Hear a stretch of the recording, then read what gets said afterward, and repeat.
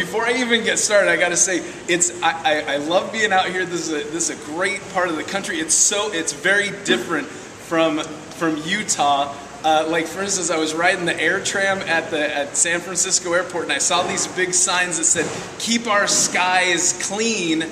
Purchase your carbon offset credits at the kiosks," which is weird because when you come into Salt Lake, we've got these big posters that say, "Welcome to Utah, burn your trash for fun." And it's real different than what you guys have out here.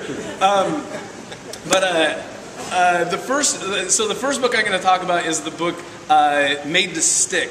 And for those of you who, I mean, since all of us read it, we all remember the acronym that they have on that, the SUCCESS acronym. And so I'm just going to go through that and help remind you that. First thing, the first S in SUCCESS is simple.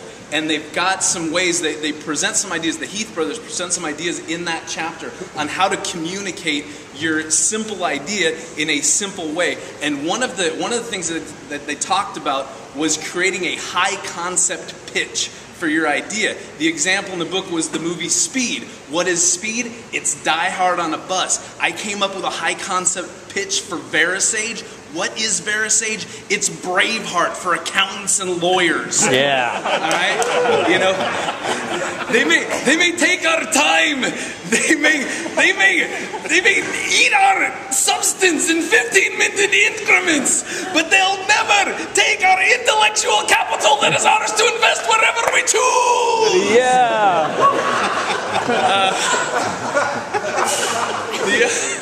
Right? More or That's less. right. And then another way to share your simple idea was through what they call the generative analogy. The example in the book being Disney. When you go to a Disney theme park, they don't have workers; they have cast members. And Verisage is pretty good at the generative analogy. You guys use the term fellows. I will say we use the term fellows because now I'm part of the family. So we use the generative analogy of fellows, and I know we're not going for, you know, stuffy academic ivory tower vibe with that. We're going for a Fellowship of the Rings kind of vibe with that. You know, you have my sword, and you have my bow, and you have my poignant insights into effective practice management. That's what we're doing here, and that's good. The U in success is for unexpected.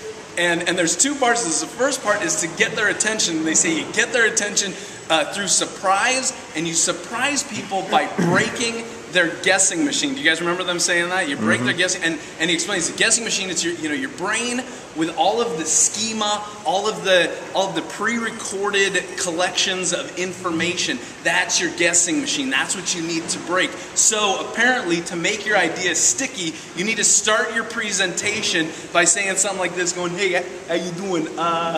You need to listen to what I'm about to say, or I'm going to take this your baseball bat, and I'm going to break your friggin' guessing machine. I'm going to bash you right in the pomelo," because that would be very surprising.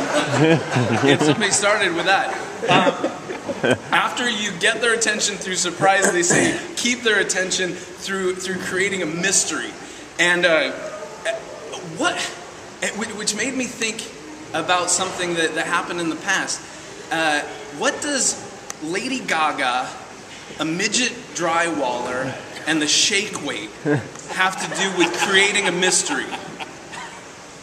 More on that later.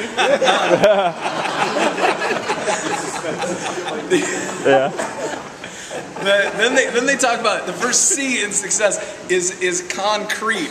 And they give a couple of, well, first off, they tell you about the power of ideas being concrete, and they make you do this activity where you're supposed to take a piece of paper and in 15 seconds write down as many white things as you can think of. Do you remember doing this? And then the next page they say, now do the exact same thing, but this time write down as many white things in your refrigerator as you can think of, which was surprisingly easier. And you take it one step further, which is the easiest of all, and you write down as many white things in Utah as you can think of.